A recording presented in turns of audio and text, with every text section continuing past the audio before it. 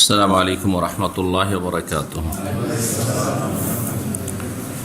إن الحمد لله نحمده ونستعينه ونستغفره ونعوذ بالله من شرور أنفسنا ومن سيئات أعمالنا. من يهده الله فلا مضل له ومن يضلل فلا هادي له وأشهد أن لا إله إلا الله وحده لا شريك له وأشهد أن محمدا عبده ورسوله صلى الله تعالى عليه وعلى آله وصحبه وسلم تسليما كثيرا. أما بعد فأعوذ بالله من الشيطان الرجيم وما أرسلناك إلا رحمة للعالمين. আল্লাহ রাব্বুল আলামিনের যাবতীয় প্রশংসা যে মহান আল্লাহ রাব্বুল আলামিন আমাদেরকে আমাদের শেষ নবী প্রিয় নবী মুহাম্মদুর রাসূলুল্লাহ সাল্লাল্লাহু আলাইহি সাল্লামের উম্মতের অন্তর্ভুক্ত করেছেন। এটি আল্লাহ রাব্বুল আলামিনের বড় নিয়ামত।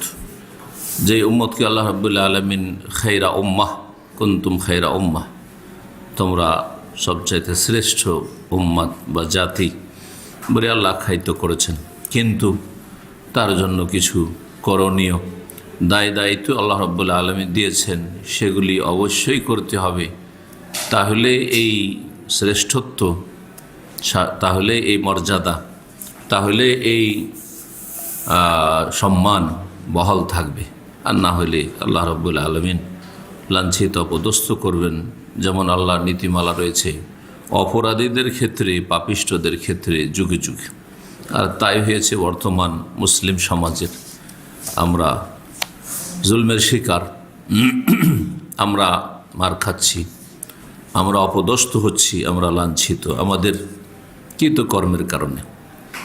আল্লাহ আমাদেরকে রব্বুল আলামিনের দিকে ফিরে আসার তৌফিক দান করেন। ধারাবাহিক আলোচনা আমাদের সিরাতুন নবী প্রতি শনিবারে এশার সালাতের পরে আমাদের ইসলামিক সেন্টার দাম্মামে চলে আসছে 1441 হিজরিতে।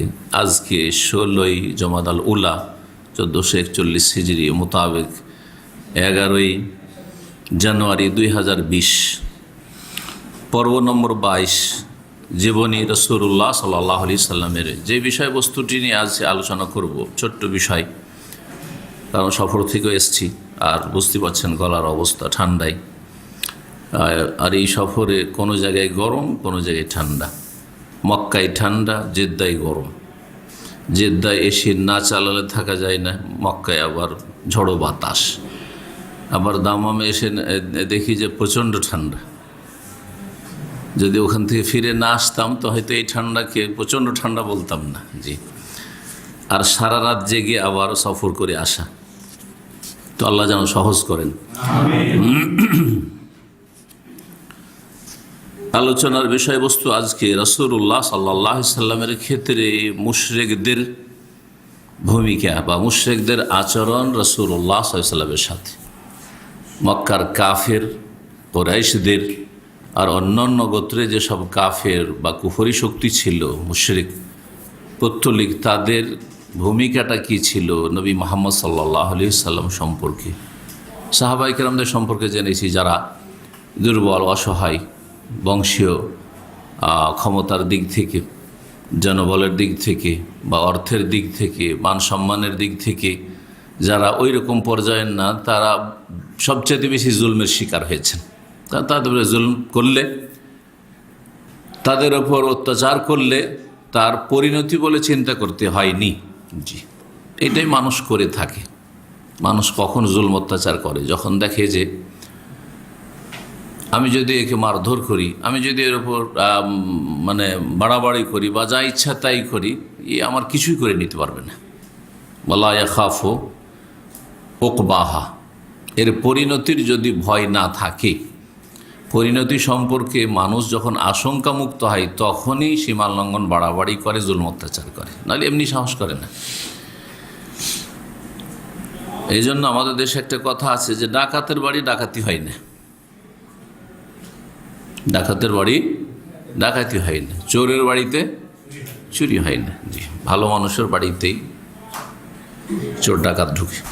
জি, তো রাসূলুল্লাহ সাল্লাল্লাহু আলাইহি সাল্লাম সম্পর্কে তাদের ভূমিকাটা সাহাবায়ে কেরাম যারা দুর্বল ছিলেন তাদের থেকে কিছুটা ভিন্ন ছিল। যদিও তাদের সবচেয়ে বড় শত্রু মুহাম্মদুর রাসূলুল্লাহ সাল্লাল্লাহু আলাইহি ওয়াসাল্লাম। কিন্তু শত্রু হলেও অনেক সময় পেরে ওঠা যায় না, যার ফলে তখন অন্যভাবে কোণঠাসা করার অথবা অন্যভাবে জুলম অত্যাচার করার চেষ্টা করা হয়। তো রাসূলুল্লাহ সাল্লাল্লাহু আলাইহি সাল্লামকে আল্লাহ রাব্বুল আলামিন বংশীয় মর্যাদাও দান করেছিলেন। আর আল্লাহ রাব্বুল ব্যক্তিত্ব মর্যাদা, ব্যক্তিত্বের যে একটা ক্ষমতা রয়েছে, ওটাও আল্লাহ রাব্বুল আলামিনের পক্ষ থেকে আল্লাহ দান করেছিলেন। মান, সম্মান, ইজ্জত সার্বিক দিক থেকে প্রভাবশালী বংশের মানুষ তিনি। তার চাচা বিশেষ করে আবু তালিব যিনি অত্যন্ত প্রভাবশালী মানুষ ছিলেন এবং মক্কার কাফেরদের সর্দার, তিনি নেতা ছিলেন এবং তিনি তাদের একজন বড় মুরব্বী, দায়িত্বশীল ছিলেন, যাকে সবাই মানত, মান্যবর যাকে বলা হয়, মান্যবর ব্যক্তি ছিলেন। সবাই তার সম্মান শ্রদ্ধা করত। চাচার খাতিরে ভাতিজাকে কোনো কথা বলা সম্ভব হচ্ছে না। বংশীয় মর্যাদাও রয়েছে, প্রভাব রয়েছে, আর তার সাথে বিশেষ করে চাচা বয়োজ্যেষ্ঠ মানুষ, প্রবীণ মানুষ, তার খাতিরে কোনো কথা বলা সম্ভব হচ্ছে না। এত সহজ নয় যে সরাসরি গায়ে হাত দেবে, সরাসরি এসে কোনো রকম আক্রমণ করে অত্যাচার করবে, এটা অত সহজ ছিল না। জি,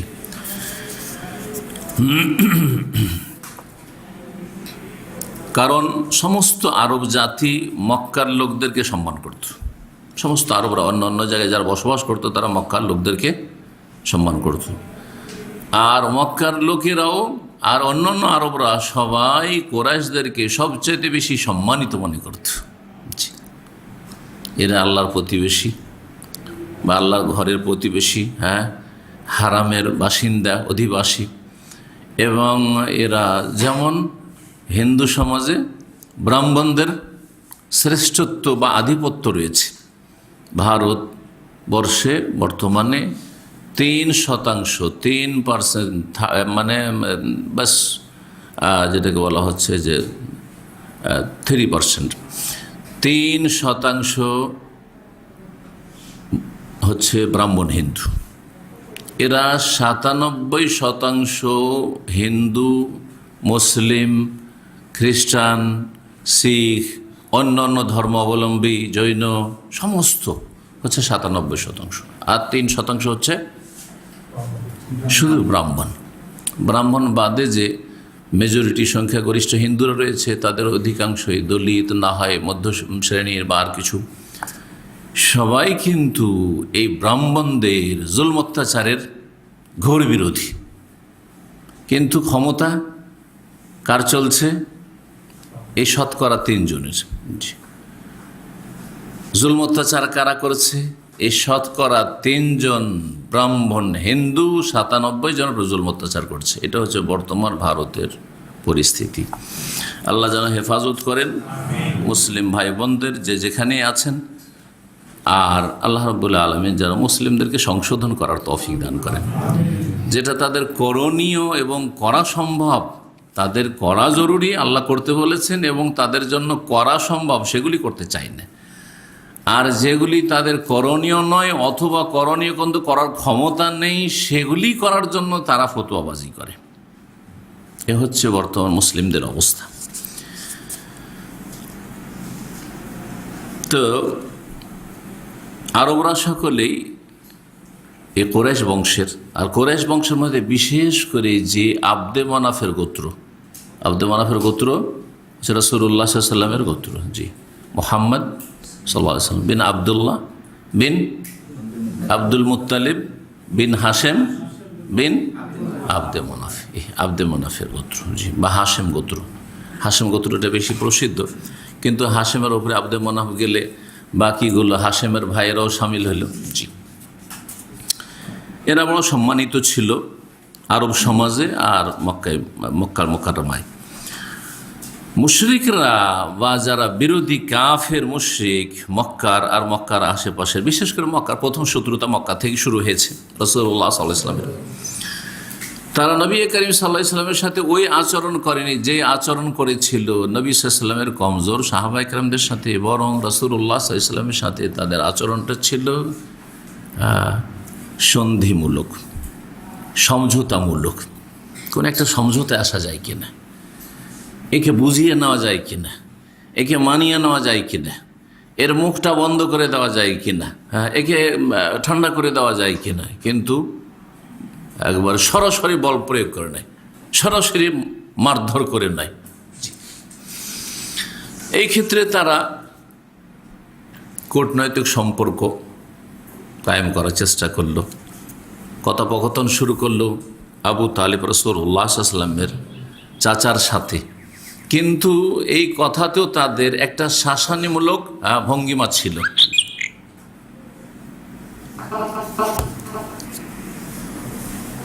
একজন জানতো নিচে মনে হয় আব্দুল্লাহ এসছে নাস্তার।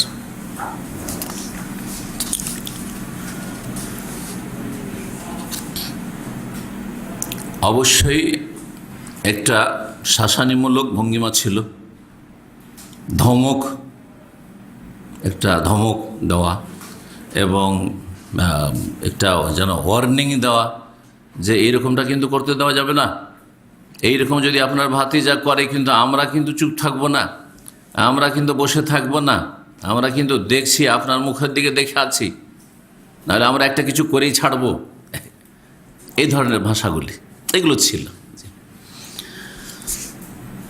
এই কুরাইশের কাফেররা আবু তালেবের কাছে একদিন তাদের প্রতিনিধি দল, বিশেষ করে তাদের নেতৃস্থানীয় ব্যক্তি যারা আবু তালেবের কাছে আসলো, আসার পরে বলল তারা যে ইন্না ইবনা আখিকা কাদ সাব্বা আলিহাতানা, তোমার যে ভাতিজা আছে না আমাদের উপাস্যদেরকে, দেবদেবীদেরকে কিন্তু গালমন্দ করছে, ও আবা দিনানা, আমাদের দিনের শুধু দোষ ধরে বেড়াচ্ছে, আমাদের দিনের বদনাম করছে, ধর্মের বদনাম করছে, ও সাফা আহলামানা, আর আমাদের জ্ঞানীগুণী ব্যক্তি যারা, প্রবীণ ব্যক্তি যারা মুরব্বীরা ছিল, দুনিয়া থেকে চলে গেছে অথবা আছে, তাদেরকে সে বোকা মনে করছে, মানুষ মনে করে না, বোকা মনে করছে।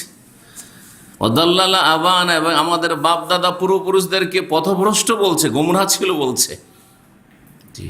এই যে কথাগুলি, সবগুলি কথা আজকালকার বিদাতিরা সহি আকিদার আলেম ওলামাদের সম্পর্কে, সহি আকিদার জনগণ যারা সহি আকিদা সত্যি ফলো করে তাদের সম্পর্কে বলছে না, বলছে না? জি, আমরা নাকি তাদের ইমামদেরকে গাল দিচ্ছি, আরে ও তো আবু হানিফাকে গাল দেয়, বলে না? জীবনে শুনেছেন কত? বরং আজকে থেকে 12-13 বছর আগে আবু হানিফা রাহমাতুল্লাহ আলাইহির জীবনের আলোচনা করেছি আমি, বিষয়ভিত্তিক তাদের যেসব হানাফি তাদের আলেমরা আছে, তাদের দেখান যে আবু হানিফার জীবনের উপরে একটা বিষয়ভিত্তিক 1.5 ঘন্টার আলোচনা বা 1 ঘন্টার আলোচনা আছে তাদের, দেখ আমি করেছি। তাহলে কি করে তাদের ইমামদেরকে গালি দিলাম? হ্যাঁ, কখন মযহাবকে গালি দিলাম? মযহাব আল্লাহর নাজেল করা ওহী নয়, মযহাব হচ্ছে ইজতিহাদ, ইজতিহাদে মুখতিয়ার মুসিব, ঠিক হইতে পারে ভুলও হইতে পারে, ঠিকটা নেন ভুলটা ছেড়ে দেন, এটাই বলেছি, এর বেশি কিছু বলেছি? ঠিক না? আর এইটা শুধু হানাফি মযহাব সম্পর্কে বলি, শাফি সম্পর্কে একই কথায়, মালিকি মযহাব সম্পর্কে একই কথায়, আর হাম্বলি মযহাব সম্পর্কে একই কথায়। যে হাম্বলি মযহাবের ফিকহ আল মুগনিতে কিছু ভুল কথা আছে, সহি কথা আছে, ভুলগুলি ছেড়ে দিয়ে বাকিগুলো নেন। হেদায়েতে বেকায়াতে সহি কথা আছে, ভুল কথা আছে, যেগুলি কোরআন হাদিসের খেলাফ, ওগুলোকে ছেড়ে দেন। এটা আমার কথা না, স্বয়ং আবু হানিফার কথা রাহমাতুল্লাহ আলাইহি বলেননি, আমার কথাকে রসুলের কথার সামনে ছেড়ে দিও সাল্লাল্লাহু আলাইহি ওয়াসাল্লাম, আমার কথাকে সাহাবায়ে কেরামদের কথার সামনে ছেড়ে দিও, বলেননি? অবশ্যই। ইযা কুলতু কওলান কওলা সাহাবাতে ইউখালিফু, আমি যদি কোনো কথা বলি আর সাহাবীর কথা যদি আমার খেলাফ হয়, তাহলে ফাতরুকু কওলি মিন ওয়ারাই জিদার ওয়া ফাদরিবু কওলি আরদাল হায়, আমার কথাকে দেওয়ালের ওই পাশে ছেড়ে ফেলে দিও, আমার কথাকে ছুঁড়ে ফেলিও, ছেড়ে দিও, তাদের কথাকে নিও। যখন তাবেঈনদের সম্পর্কে জিজ্ঞাসা করা হয়, ধরেন হাসান বসরি একটা মত পেশ করেছেন আর আবু হানিফা, তখন তিনি বলছেন হোম রেজাল ও নাহানু রেজাল, সেও মানুষ আমিও মানুষ। যেন আমি বলবো আজকালকার কোনো আলেমের ফতোয়া যেন আমার সামনে আসেন যে মুক্ত বলছেন যে বায়াত চলবে, ধরেন, বা অমুক্ত বলছেন যে পেপসি কোকা কোলা হারাম, আমি বললাম মানুষ আমি মানুষ, আমি বলছি হালাল, বায়াত চলবে না বেদাত, সেও মানুষ আমি মানুষ, বলবো না? বলবো না? তো আমার যুগের আলেমদের সম্পর্কে আমি কি বলবো? বা সাহাবাই কেরামদের পরে যে কোনো মানুষ সম্পর্কে আমাকে বলি হোম রেজাল্ট না রেজাল্ট, তারাও মানুষ, মানুষ মাত্র ভুল হইতে পারে, আর আমরা মানুষ, আমাদের ভুল হইতে পারে। এটি কথা বলেছেন আবু হানিফা রাহমাতুল্লাহ। যাই হোক, এইসব থেকে আমাদের অনেক শিখার আছে সিরাতুন নবী থেকে।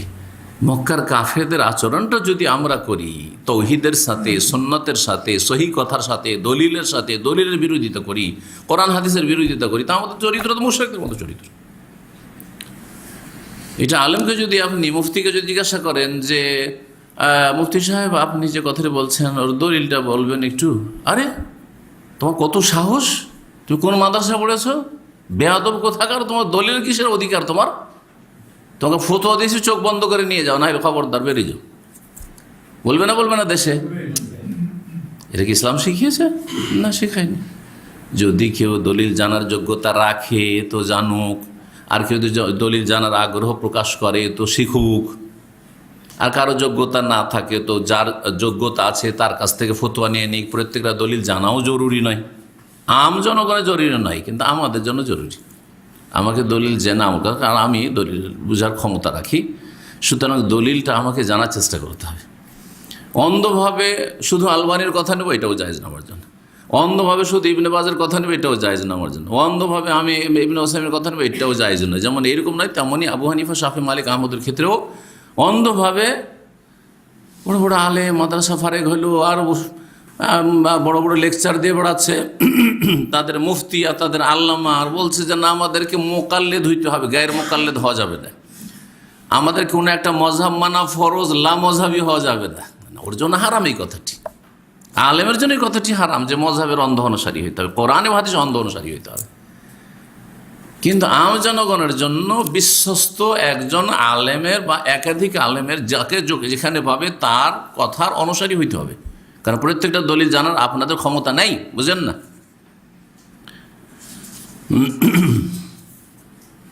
আমি বিভিন্ন আলোচনায় বলেছি এই ধরনের আলোচনাগুলিতে যে তাহলে মুসলিম সমাজ 3 স্তরে বিভক্ত। একটা হচ্ছে বড় বড় আলেম, যারা বড় বড় আইম্মা পর্যায়ের, মুজতাহেদ ইজতিহাদ পর্যায়ের, নিজেরা ইজতিহাদ করেছে। মাঝারি আলেম, তারা যারা ইজতিহাদ করেছে তাদেরগুলি যাচাই বাছাই করবে। আর একেবারে সাধারণ জনগণ যারা কোরআন হাদিস আরবিতেও এরকম দক্ষতা রাখে না, যে কোনটা সহিহ জয়ীফ এটাও রাখে না, কোনটা নাসেখ মানুষ এও খবর রাখে না, তারা বিশ্বস্ত যে কোনো জীবিত আলেম যাকে যেখানে পাচ্ছে তার কাছ থেকে মাসলা জেনে নেবে, অন্ধ কোনো মযহাবের মুকাল্লিদ হবে না। তাহলে তকলিদ কারো ক্ষেত্রে প্রযোজ্য নয়, তকলিদে শাখসি, একজনকে মানা যিনি হয়তো অনেক আগে ইন্তেকাল করেছেন তাকে তকলিদ শাখসি। আর আপনি দলিল জানলেন না, আমার কাছ থেকে মাসলা জিজ্ঞাসা করেন, উত্তর দিয়ে দিলাম, আপনি ওর উপর আমল করবেন, এটাও তকলিদ। মানে আপনি বিনা দলিলে মানলেন, কিন্তু আপনার আস্থা আছে যে উনি দলিল মোতাবিক কথা বলেন, আর আশা করি বলেছেন। যেই দিন স্পষ্ট হয়ে যাবে যে না আমি দলিল বিরোধী বলেছি, ওই দিন ছেড়ে দিতে হবে এটা কথা। যখনই বুঝতে পারবে যে না এই কথাটা দলিলের উল্টো হয়ে গেছে, তখন ছেড়ে দেওয়া ফরজ। তো ওরা বলতো কি যে আমাদের দেবদেবীকে গাল দিচ্ছে, আমাদের ধর্মের সমালোচনা করছে, আমাদের মযহাবের সমালোচনা করছে, বেদাতিরা বলছে না, আমাদের পীরদের সমালোচনা করছে। বড় আলেম মক্কা এসছে বাংলাদেশ থেকে, ওকে জিজ্ঞেস করেছে আমার সম্পর্কে, বলছে যে আরে ওর কথা বলিয়েন, ওর কথা বলিয়েন না, আরে ও আমার বিআই সাহেবের কেন ভুল ধরল। বিআই সাহেবের, বুঝতে পারছেন তো কে কে বিআই আছে, 2টা বিআই আছে কিন্তু জামাত ইসলামের। তো বিআই সাহেব ভুল ধরলো কেন, এটা অনেক কাজ করছে। তখন আমাদের ওই ভাই ছিল হিলটনে, ও বলছে যে উনি ভুল ধরেছেন না, অন্যায়ভাবে সহি কথাকে ভুল বলেছেন। হ্যাঁ, যেই কথাগুলি উনি ভুল করেছেন, ভুলগুলি না ধরেছেন, তখন চুপ হয়েছে। তাও ওইভাবে বলতে হইতো না। আরে সবার সামনে ভুল করবেন, সবার সামনে ভুল সংশোধন করে দিতে হবে। লুকিয়ে একা একা ভুল করবেন, একা সংশোধন করে দিতে হবে। আপনি এতগুলি লোককে পথভ্রষ্ট করবেন আর আমাকে বলছেন না না না ওকে কানে কানে বলেন, তাহলে এতগুলি লোক তো পথভ্রষ্ট থেকে গেল। সারা বিশ্বের সমস্ত বাঙালিদের ঘরে ঘরে পৌঁছে গেল আপনার গুমরাহি, ইরান আদর্শ, ইরানের নারীরা আদর্শ, খোমেনির বিপ্লব আদর্শ, রাফেজি শিয়া সাহাবায়ে কেরামদের দুশ্মনরা আদর্শ, সারা বিশ্বে পৌঁছে গেল। আর আমি বলতে পারবো না যে আপনি রাফেজি শিয়াপন্থী গুমরাহ পথভ্রষ্ট, কথা বলতে পারবো না? আশ্চর্য কথা। তাহলে তো জাহান্নামে চলে যাবে সব লোকেরা, দুশ্মনের সাথে দোস্তি রেখে। এরা দুশ্মন আমাদের, কারণ সাহাবায়ে কেরামের দুশ্মন এরা। সুতরাং আমাদের দোষ, আপনার বাপের দুশমন আপনার দোস্ত, তারপর বাপের, আমার মায়ের চাইতে আপনার বাপের চাইতে আমার বাবার চাইতে অনেক সম্মানের হক রাখেন সাহাবাই কেরামগণ। সুতরাং যারা সাহাবাই কেরামদের দুশমন, শত্রু, তারা আমাদের দুশমন। এটা একেবারে সাধারণ কথা, জনগণকে মুখস্থ রাখতে হবে। সুতরাং শিয়া রাফেজি এবং শিয়া রাফেজিদের যারা পন্থী, ওদের যারা সমর্থক, ওদের সমর্থক দুই রকম আছে।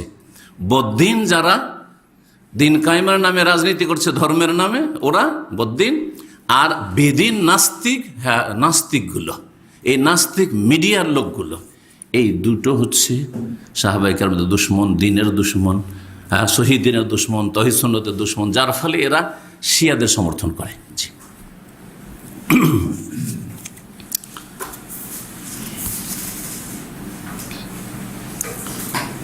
আমাদের যারা জ্ঞানী গুণী তাদেরকে বোকা বলছে, এ কথা বলছে বিদ্যার্থীরা। একটু ভাষার পার্থক্য থাকতে পারে।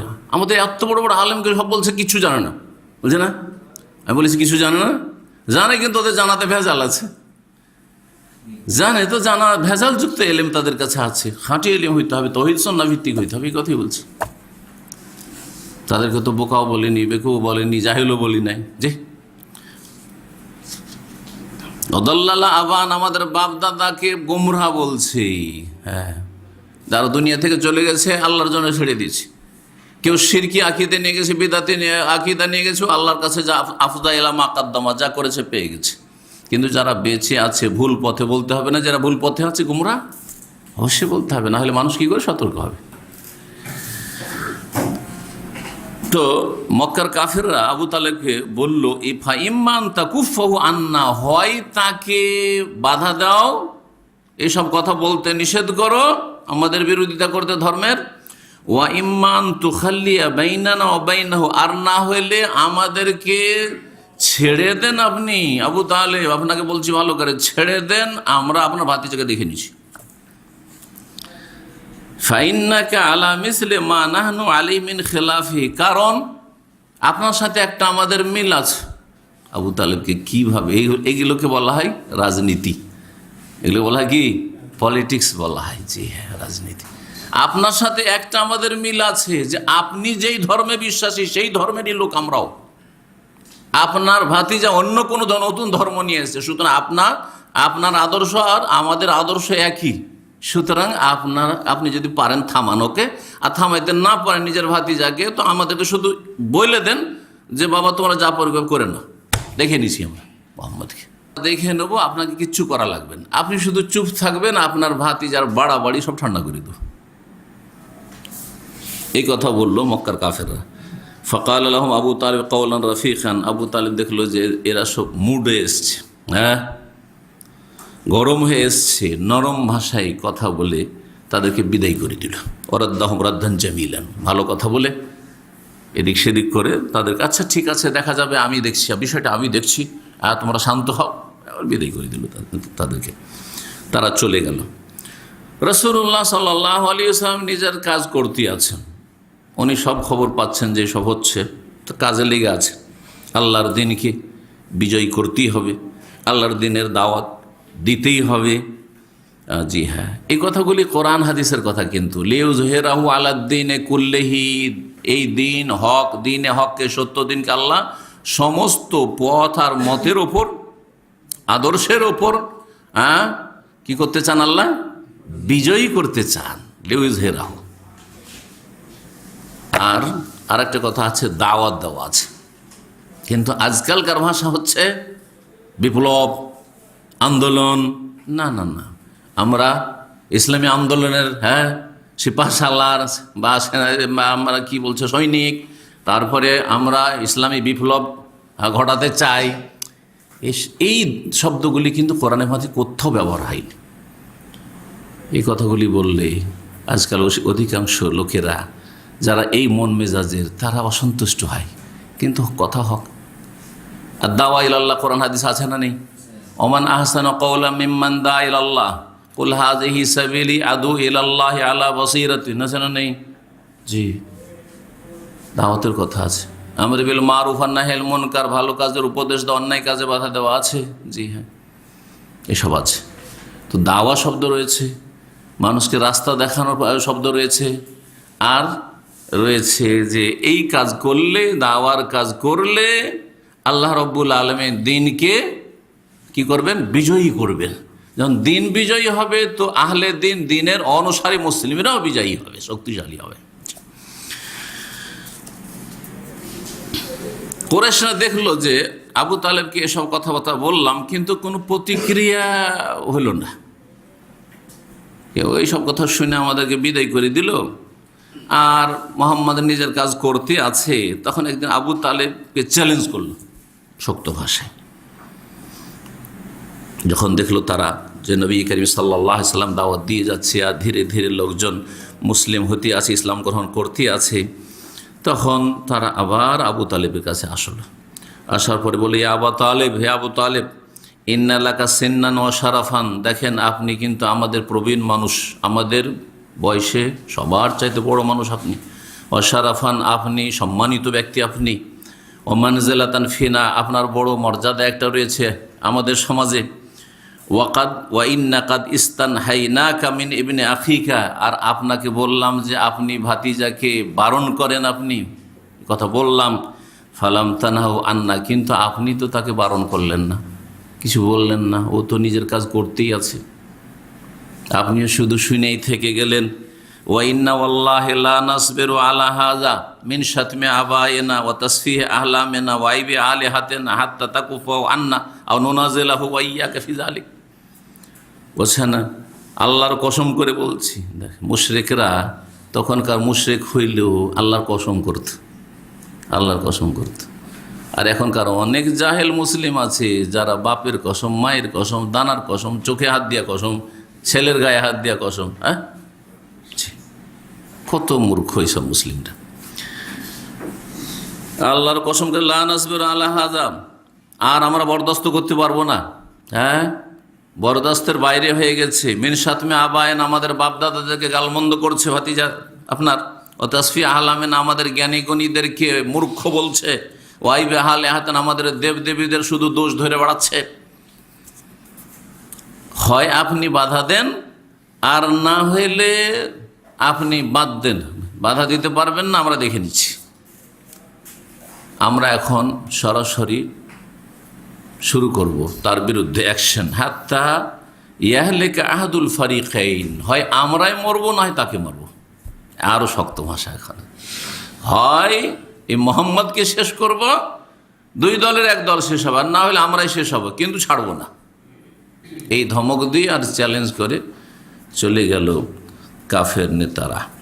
আবু তালেব আর বরদাস্ত করতে পারছে না, চাপের মুখে, বড়ই চাপের মুখে বরদাস্ত না করতে পারে রাসূলুল্লাহ সাল্লাল্লাহু আলাইহি ওয়াসাল্লামের সাথে ডেকে কথা বললেন আবু তালেব। এবং আবু তালেব বললেন যে ভাতিজা, এসব কথা এরা সব নেতারা সব মক্কার বলেছে, সুতরাং আর কত বরদাস্ত করব, আর কত থামাবো, আর থামাইতে পারবো না, সামলাইতে পারবো না মনে হয় ভাতিজা। ওয়াকাল আল্লাহ বলল, আবকি আলাইয়া ওয়া আলা নাফসিক, এখন তুমি একটু আমার দিকেও লক্ষ্য রাখো আর তোমার নিজের দিকেও লক্ষ্য রাখো। কত মায়া, যে যার মায়া ভালোবাসা থাকে, এটাই বলে না, ছেলে যদি অবাধ্য হয়ে যায়, খারাপ হয়ে যায়, এটা তো খারাপ নয়, কিন্তু অনেক সময় আমরা এই ভাষাগুলি কিন্তু বলি। কোনো একটা ছেলে বা আপনজন যদি কেউ খারাপ হয়ে যায়, তখন আমরা এইভাবে তাকে নসিহত করে, দেখো তুমি তোমার ভবিষ্যৎটা চিন্তা করো, আর আমাদের কথা একটু চিন্তা করো, আমাদের দিকে একটু খেয়াল রাখিও। হ্যাঁ, আমাদের ক্ষতি করিও না, আর তোমারও ক্ষতি হতে দিও না। আমরা চাই না যে তোমার ক্ষতি হোক আর আমার ক্ষতি হোক। আপনজনদেরকে আমরা কোনো কিছু থেকে বারণ করার জন্য এই ভঙ্গিমাটা আমরা অবলম্বন করি। তাই বললেন আবু তালেব, আবকি আলাইয়া ওয়া আলা নাফসিক, আমার উপরে একটু মায়া করো, আমারও খেয়াল রাখো। ওয়া আলা নাফসিক, তোমার নিজের কথা একটু চিন্তা করো। হ্যাঁ, কখন এরা মেরে দিবে, হ্যাঁ, কখন এরা চরম বাড়াবাড়ি করে দিবে। ওয়ালা তুহাম্মিলনি মিনাল আমরি মা লা উতিক, আর এমন কোনো আমার ওপর বোঝা চাপায় না বাবা, যেটা আমি আর সামলাইতে পারবো না, তোমার আর আমি দেখাশোনা করতে পারবো না, তোমার পক্ষ থেকে আমি আর ডিফেন্স করতে পারবো না। ফালাম্মা রাসূলুল্লাহ দাফাহু, যখন রাসূলুল্লাহ সাল্লাল্লাহু আলাইহি ওয়াসাল্লাম বুঝতে পারলেন যে চাচা এখন দুর্বল হয়ে গেছে, কাফেরদের চাপের মুখে চাচা এখন নতি স্বীকার করেছে, আর শক্ত হয়ে দাঁড়াতে পারছেন না আমার পাশেই। তখন তিনি একবারে শক্ত তার আসল যে ভূমিকা, যেই কাজে আল্লাহ পাঠিয়েছেন তাকে রসুল করে রহমতুল্লিল আলমিন করে বললেন, ইয়া আম্মে, হে চাচা, ওয়াল্লাহি, আল্লাহর কসম করে আমি বলছি, লাউদাউশামসা ফি ইয়ামিনি ওয়াল কামারা ফি ইয়াসারি আলান আতরুকা হাযাল আমরা। আল্লাহর কসম করে বলছি, এসব কথা ওদের বাদ দেন। হ্যাঁ, কখনো প্রলোভনে যখন হইল না, তখন এখন শাসন আর ধমক আর চমক, এসব বাদ দেন। যদি আমার ডান হাতে সূর্য এনে দেই আর বাম হাতে আমার চন্দ্র এনে দেই, আর এই কথা বলে যে সূর্য চন্দ্র তোমার হাতে দিয়ে দেবো মোহাম্মদ, তুমি শুধু এই কাজটা ছেড়ে দাও, দিন ইসলামের দাওয়াতের কাজটা ছেড়ে দাও, দিন ইসলামের প্রচার প্রসারের কাজটা ছেড়ে দাও, আমি ছাড়ব না। হাত্তা ইউযহিরাহুল্লাহ, অতদিন পর্যন্ত ছাড়ব না যতদিন পর্যন্ত আল্লাহ এই দিনকে বিজয়ী না করবেন, প্রকাশ না করে দেবেন। প্রকাশ্যে এই দিন পালন হবে সারা বিশ্বে, সমস্ত মানুষের মাঝে শক্তিশালী হবে এই দিন। এই দিন ছাড়া আর কোনো বাতিল পন্থা শক্তিশালী থাকবে না। এতদিন পর্যন্ত আমি এই কাজ করতে থাকবো। আও আহলেকা ফিহি, অথবা যদি এইটা সম্ভব না হয় তো এই পথে আমি ধ্বংস হয়ে যাব, মরে যাব, কিন্তু আমি এই কাজ ছাড়বো না। মরে যাওয়া পর্যন্ত এই কাজ চালিয়ে যাব। মরে যাওয়ার আগে হয় বিজয় লাভ করব, আর যদি বিজয় না পাই তাহলে এই পথে আমি মরে যাব, কিন্তু আমি এই কাজ ছাড়বো না। মাথা রাখতো, কখনো আমি ছাড়বো না এই কাজ। এখন ওরা যা করবে করুক, আর আপনি পারছেন না তো ছেড়ে দেন। তাহলে আপনি যখন আমার সহযোগিতা করতে আর পারছেন না, পাশে দাঁড়াইতে হয়তো দুর্বল হয়ে গেছেন, তো আপনি যেটা ভালো মনে করছেন ওইটাই করেন, কিন্তু আমি আমার কাজ ছাড়বো না, কোনো মতেই ছাড়বো না। এর চেয়ে বড় কথা কি হইতে পারে? ডান হাতে সূর্য অসম্ভব, বাম হাতে চন্দ্র অসম্ভব, এইটাও অসম্ভবকে যদি সম্ভব করে দিতে পারে তারা, তারপরেও আমি এ দাওয়াতি কাজ ছাড়ব না। এই বলে সুম্মা ইস্তাহবারা ওয়া বাকা, রাসূলুল্লাহ সাল্লাল্লাহু আলাইহি ওয়াসাল্লামের চোখে পানি চলে আসলো, কান্না চলে আসলো, কেঁদে ফেললে রাসূলুল্লাহ সাল্লাল্লাহু আলাইহি ওয়াসাল্লাম। সুবহানাল্লাহ। মানুষ যখন এরকম পরিস্থিতি হয় যে আমি যেই কথার উপর ইয়াকিন রাখি, বিশ্বাস রাখি, আর এইটা করতে আমাকে অনেক কষ্ট করতে হচ্ছে, যে এইরকম যখন প্রতিকূল অবস্থায় মানুষ জীবনযাপন করে, দেখেন এখন এমন অবস্থা হয়েছে বিভিন্ন দেশে মুসলিমদের, যেসব দেশে জুলমের শিকার মুসলিমরা, রাষ্ট্রীয় জুলমের শিকার, ওই সব দেশে যে ইসলাম নিয়ে বাঁচতে হইলে জান বাঁচছে না, আর যদি জান বাঁচাইতে হয় তো ইসলাম বাঁচছে না। এই ক্ষেত্রে এই কথাগুলি বলতেই মানুষের চোখে পানি চলে আসবে যে আল্লাহ, আমার জান চলে যায়, কিন্তু আমি ইসলাম ছাড়বো না, ইসলাম আমি ছাড়বো না। জি, আল্লাহ আমাদের হেফাজত করেন। রাসূলুল্লাহ সাল্লাল্লাহু আলাইহি ওয়াসাল্লাম কেঁদে ফেললেন। আবু তালেব যখন দেখলেন যে ভাতিজা এই কথাগুলি বলতে গিয়ে কেঁদে ফেলল, তখন আবু তালেবের অন্তরটা নরম হয়ে গেল। আর তারপরে বলছে ভাতিজাকে যে ইযহাবি আবনা আখি, ভাতিজা যাও ফাকুল মা আহবাবতা, তোমার যেটা ভালো লাগে সেটাই করো, তোমাকে আর মানা করবো না, তোমাকে আর আমি নিষেধ করবো না, তোমার যেটা ভালো লাগে বাবা তুমি ওইটাই করো, কারণ তুমি এই কাজ ছাড়বে না, বুঝতে পারছি। আর ওরাও এই রকমের আমাকে ধমক চমক দিচ্ছে তোমার ক্ষেত্রে, সুতরাং এখন তোমার যখন এই অবস্থা, তাহলে ফাকুল মা আহবাবতা, তোমার যেটা ভালো লাগে সেটাই বলো, যে কথা তোমাকে ভালো লাগে সেটাই করো তুমি। ফাওয়াল্লাহি লা উসাল্লিমুকা লিশাইইন আবাদা, আমি যতদিন বেঁচে আছি কখনো তোমাকে তাদের হাতে তুলে দেব না। জি, তো কোনোদিন হাতে তুলে দেব না। ওরা এসে চাইবে যে আপনার ভাতিজাকে দিয়ে দেন, আমরা দেখে নিচ্ছি, এটা কোনোদিন হবে না। যার মায়া আছে সে যদি মতে একমত নাও হইতে পারে, মতের মিল নাও হয়, তবু এই মায়া ভালোবাসা অবশ্যই দেখাবে।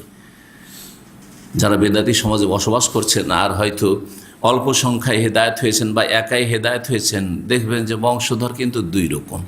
আবু লাহাব চরিত্রেরও পাবেন আপনি, আর আবু তালেব চরিত্রেরও পাবেন।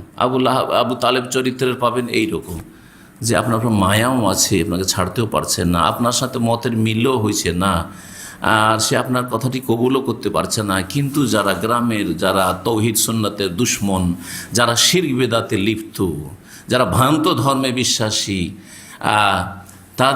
তাদের জুলুম অত্যাচার বরদাস্ত করতে পারছে না। আর এটাও চাই না যে এরা কোনো রকম আপনার ওপরে জুলুম অত্যাচার করুক, এটাও চাই না। ওদের ভূমিকাটা কার মতো? আবু তালেবের মতো। আবার কিছু নিজের ঘরে পাবেন, বংশে পাবেন, যারা হচ্ছে আবুল হাবের মতো। যেমন কালকে জিদ্দার প্রোগ্রামে এক ভাই বলছে, আমি আমার গ্রামে একাই হেদায়েত হয়েছি। যখন হেদায়েত হলাম, আমার বাপ নিজে বেদাতি মুফতিকে, আলেমকে নিয়ে এসে আমাকে পিটিয়েছে। এখন এই আমার বাপের সম্পর্কে আমি কি করব? এ হচ্ছে আবুল হাব চরিত্রের। আবুল হাব সবচেয়ে বড় দুশমনী করেছে রাসূলুল্লাহ সাল্লাল্লাহু আলাইহি ওয়াসাল্লাম। এটাও আল্লাহর হিকমত। এক চাচা ইসলাম গ্রহণ করলো না, কিন্তু অত্যন্ত দরদি হিতাকাঙ্ক্ষী। আর এক চাচা ইসলাম গ্রহণ করলো না, সবচাইতে বড় কট্টর শত্রু, দুশ্মন। ওর মতো দুশ্মন আর কেউ ছিল না। আল্লাহ কোরআনে ওর নাম নিয়ে আল্লাহ রাব্বুল আলামিন নিন্দা করেছেন এই খবিসের। জি, তাব্বাত ইয়াদা আবি লাহাব ওয়া তাব। ওর স্ত্রী ধ্বংস হোক, সব ধ্বংস হোক। জি, কিয়ামত পর্যন্ত এই কোরআন তেলাওয়াত হতে থাকবে, আর এই অভিশাপ তাদের উপর হতে থাকবে। যেখানে রাসূলুল্লাহ সাল্লাল্লাহু আলাইহি ওয়াসাল্লাম বলতেন যে ইয়া আইয়ুহান নাস কুলু লা ইলাহা ইল্লাল্লাহ, হে মানুষ তোমরা বলো আল্লাহ ছাড়া কোনো সত্য উপাস্য নেই, তোমরা দুনিয়া আখিরাতে সফল হয়ে যাবে, কামিয়াব হয়ে যাবে। ওইখানে পিছনে পেছনে এই সুন্দর লোকটি, দেখতে সুন্দর ছিল, ভিতর ছিল একেবারে নোংরা খবিস। এই খবিস বলতো যে এই লোক, এইটা এ আমার ভাতিজা, তোমাদের চাইতে বেশি চিনি, এ খুব খারাপ লোক, খবরদারের কথা শুনিও না, খবরদারের কথা শুনিও না। হজের মৌসুমে মেনাতে, মুজদালিফা, আরাফাতে পিছনে পিছনে ঘুরে বেড়াত। জি, এর আগের আলোচনাতে হয়তো এর কথার দিকে ইঙ্গিত করেছি। জি,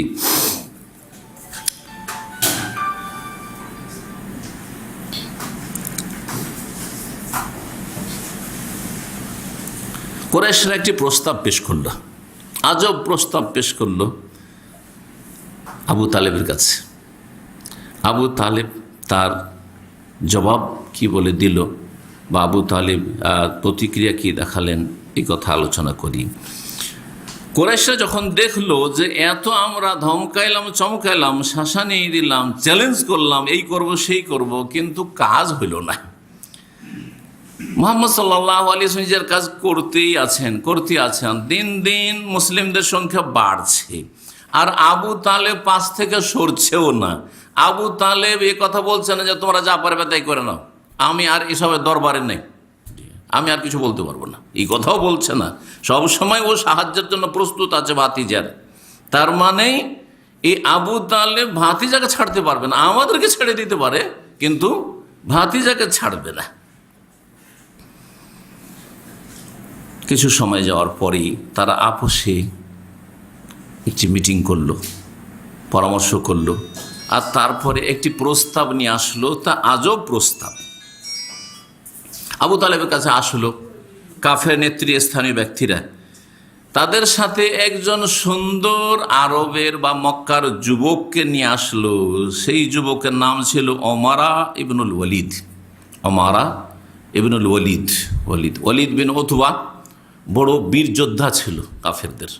বদরের যুদ্ধে কাফেরদের পক্ষ থেকে এসেছিল সে বীর যোদ্ধা। উতবা, শাইবা, রাবিয়া আর এই ওয়ালিদ, এগুলো বড় বড় নেতা এবং বড় বড় প্রভাবশালী লোক ছিল মক্কার কাফেরদের। এই ওয়ালিদের ছেলে ওমারা একবারে যুবকদের নেতা, যুব সমাজের নেতা ছিল ইয়ে, এবং কুরাইশদের মধ্যে সবচাইতে বেশি সুঠাম ছেলে ছিল, দেখতে খুব সুন্দর। ওরা এসে বলল, আবু তালেব, আমরা এতদিন তো অনেক কথাই বললাম, কিন্তু কাজ তো কিছু হইল না, তো এক কাজ করেন, আপনি এই যুবক ছেলেটাকে নিয়ে নেন। আপনার না একটা ছেলেই দরকার, হ্যাঁ, ওই রকম ছেলের মতো ছেলে, তো এই ওমারাকে নিয়ে নেন, দিয়ে দিলাম আপনাকে। ফালাকা আকলুহু ওয়া নাসরুহু, আপনার কাজে আসবে, আপনি এর বিবেক, জ্ঞান, গরিমা থেকে আপনি লাভবান হবেন, এ আপনার সাহায্য সহযোগিতা করবে, কারণ এ ছেলে খুব সুঠাম ছেলে এবং বড়ই বীর যোদ্ধা ছেলে হবে আগামীতে। ওয়াত্তাখিযু ওয়ালাদান, একে আপনি ছেলের মতো মানুষ করেন, প্রতিপালন করেন, আপনার ঘরে থাকি। ফাহুয়া লাকা, দিয়ে দিলাম এই ছেলে। ওয়া আসলেম এলাইনা ইবনা আখিক, আর আপনার ভাতিজা যে আপনার ঘরে প্রতিপালিত হয়, কারণ রাসূলুল্লাহ সাল্লাল্লাহু আলাইহি সাল্লাম কার ঘরে প্রতিপালিত হইতেন?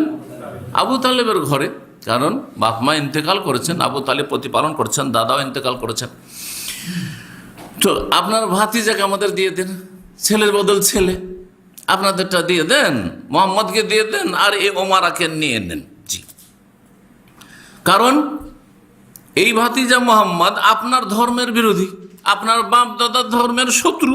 জি, আপনার বাপ দাদার ধর্ম মানে না, এবং আমাদের যে ঐক্য ছিল সেই ঐক্যকে নষ্ট করেছে। অফাররাকা জামাতা কওমিকা, আপনার জাতি এই মক্কার লোকেরা যে সবাই এক হয়েছিল, আমাদের ঐক্যটাই নষ্ট করে দিল এই মোহাম্মদ আপনার ভাতিজা। তো যে ঐক্য নষ্ট করেছে, আমাদের মাঝে ফাটল ধরিয়েছে, ওকে দিয়ে দেন, আমরা দেখে নিচ্ছি, আর আপনার ছেলের বদল একটা ছেলে নিয়ে নেন। কত চমৎকার কথা।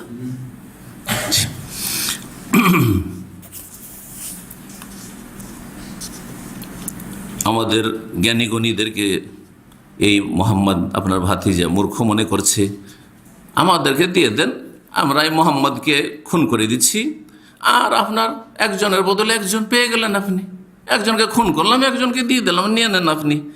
ফাকাল আবু তালেব বল, ভালোই কথা তো তোমাদের, ওয়াল্লাহি লা বিসা মা তাসুমুনানি, খুব ভালোই সওদা করতে এসছো আমার সাথে, ভালোই সওদা করতে এসছো। হ্যাঁ, ইয়ে কোন বিজনেস হইল, ব্যবসা। জি, যে আমার নিজের টাকা আমি দিয়ে দেবো, আর পরের টাকা আমি খাওয়াবো আমি। আতুতুনি ইবনাকুম, তোমাদের সন্তান আমাকে দেবে, আর আমি খরচা করে তাকে খাওয়াবো, তোমাদের সন্তানকে আমি খাওয়াবো। হ্যাঁ, তোমাদের সন্তান বেঁচে থাকলো, আর আমার ঘরে আমার খরচে লালিত পালিত হলো, আমি তাকে খাওয়াইলাম, পরে এলাম। ওয়া উতিকুম ইবনি, আর আমার সন্তানটা, ভাতিজা সন্তান, আমার সন্তান তোমাদেরকে দিয়ে দেবো তাকতুলুন, খুন করার জন্য। এটা কোন ব্যবসা হইল? জি, হাযা ওয়াল্লাহি মা লা ইয়াকুনু আবাদা, এটা কখনো হইতে পারে না, এটা কোনোদিন হইতে পারে। জি, এই ছিল মক্কার কাফেরদের এই তিনবার করে আবু তালেবের কাছে আসা রাসূলুল্লাহ সাল্লাল্লাহু আলাইহি সাল্লাম সম্পর্কে কথোপকথনের জন্য। আর একটা সমঝোতায় আসা যায় কি না, আর মোহাম্মদের এই ইসলামের দাওয়াতকে ঠান্ডা করে দেওয়া যায় কি না, বা থামিয়ে দেওয়া যায় কি না, এ উদ্দেশ্য নিয়ে। কিন্তু আল্লাহ তাদেরকে সফল করেননি। এইরকম যুগে যুগে কুফরি শক্তিকে আল্লাহ কখনো সফল করবেন না, জালেমদেরকে কখনো সফল করবেন না। কিন্তু আমাদেরকে জুল মুক্ত হইতে হবে, আমরা যেন জালেম না হয়। জি, যারা ইসলামের শত্রু তারাও জালেম, আর আমি মুসলিম হয়েও যদি জালেম হই, তাহলে তো একই কথাই। আল্লাযীনা আমানু ওয়া লাম ইয়ালবিসু ঈমানাহুম বিযুলমিন উলাইকা লাহুমুল আমনু ওয়া হুম মুহতাদুন। ঈমান যেন ঠিক থাকে, যাতে তৌহিদ সুন্নাত থাকে, শিরক না থাকে, বিদাত না থাকে, কুফর না থাকে, নিফাক মুনাফিকি না থাকে। আল্লাযীনা আমানু, ঈমান যেন ঠিক থাকে। আর ওয়ালাম ইয়ালবিসু ঈমানাহুম বিযুলম, ঈমানের সাথে জুলমের যেন সংমিশ্রণ না হয়, শিরক না থাকে। জুলম মানে নিজের উপর জুলম না হয়, পাপে ডুবে থাকিয়েন না আপনি, ফরজ ওয়াজিব ত্যাগ করিয়েন না, নামাজ 5 ওয়াক্ত ছাড়িয়েন না, সুদ আর ঘুষ আর বেঈমানি আত্মসাৎ করিয়েন না, হারাম রিজিক আপনি নিয়েন না, হারাম উপার্জন করিয়েন না। এটা হচ্ছে জুলমুন নাফস, এটা হচ্ছে নাফসের জুলম করা। আর কোন সৃষ্টির ওপর জুলুম করিয়েন না, অমুসলিমের ওপর আমরা জুলুম করি না, গরু ছাগল কীট পতঙ্গের উপর জুলুম করি না। জি হ্যাঁ, আল্লাহ রাব্বুল আলামিন যা বলেছেন তাই করি আমরা। জি, কেউ যদি একটা পাখি, যে পাখিটা খাওয়া হালাল, সেটাকে শুধু জবাই করে ফেলে দেয়, তাহলে সে জুলুম করল। কিন্তু আল্লাহ খাওয়া হালাল করেছেন এই উদ্দেশ্যে জবাই করে, তাহলে সেটা আল্লাহ সন্তুষ্টির কাজ করল। সুতরাং একজন মুসলিম এই কাজ করে না যেটা জুলম হয়। একটা পাখি জবাই করতে হবে, একটা খাসি, একটা ছাগল জবাই করতে হবে, উট জবাই করতে হবে, ধারালো অস্ত্র দিয়ে জবাই করতে হবে, না হলে তোমার জুলম হবে। এই শিক্ষা ইসলাম দিয়েছে। যেটা জবাই করতে হবে তোমাকে, কারণ তোমার জন্য আল্লাহ হালাল করেছেন, সেটাও ধারালো অস্ত্র দিয়ে জবাই করিও, তাড়াতাড়ি করে, যাতে করে রুহটা কবজ হয়ে, রুহটা বেরিয়ে যায়, তাড়াতাড়ি আরাম পেয়ে যায়, বেশি কষ্ট না। এইটা ইসলাম শিখিয়েছে। জি, তো জুলম মুক্ত হইতে হবে। এই 3 রকমের জুলম যদি মুসলিমরা মুক্ত হয়ে যায়, তাহলে তাদের জন্য উলাইকা লাহুমুল আমন, সার্বিক নিরাপত্তা রয়েছে। সার্বিক নিরাপত্তা, আসমানি আযাব থেকে নিরাপত্তা, জমিনি আযাব গজব থেকে নিরাপত্তা, জাহান্নাম থেকে নিরাপত্তা, জালেম শাসক থেকে নিরাপত্তা, কাফেরদের অত্যাচার থেকে নিরাপত্তা, কুফরি শক্তির ষড়যন্ত্র থেকে নিরাপত্তা। উলাইকা লাহুমুল আমন রয়েছে। আমরা তো এরকম ছিলাম না, যেখানে 700-800 বছর রাজত্ব করেছেন। হ্যাঁ, যারা ছিলেন হাকিম তারা আজকে গোলামের জীবনযাপন করছেন, আর যারা দেশের ক্ষমতার মালিক ছিলেন তাদেরকে বলা হচ্ছে তোমরা বিদেশি, তোমাদেরকে এখান থেকে বিদায় নিতে হবে। এটা যেমন তেমন কথা না, আমাদের পাপের কারণে এই অবস্থা হয়েছে। সুতরাং আমাদেরকে জুলমুক্ত হইতে হবে, আর ঈমানের নবায়ন করতে হবে, ঈমানকে ভেজাল মুক্ত করতে হবে, তাকওয়া অর্জন করতে হবে। তাহলে আল্লাহ নিরাপত্তা দান করবেন, ওয়াহুম মুহতাদুন, এবং হেদায়েত রাখবেন, যে হেদায়েতের ওপর থেকে মৃত্যুবরণ করলে জান্নাতে যাওয়া সম্ভব হবে, সহজ হবে। আল্লাহ যেন আমাদেরকে আখিরাতে মওতের পরে জান্নাতুল ফিরদৌস দান করেন, আল্লাহ সার্বিক নিরাপত্তা দান করেন, সমস্ত রকমের ফিতনা ফাসাদ থেকে, বালা মুসিবত থেকে আল্লাহ আমাদেরকে নিরাপদ রাখেন। সুবহান রাব্বিকা রাব্বিল ইজ্জাতি আম্মা ইয়াসিফুন ওয়া সালামুন আলাল মুরসালিন ওয়ালহামদুলিল্লাহি রাব্বিল আলামিন।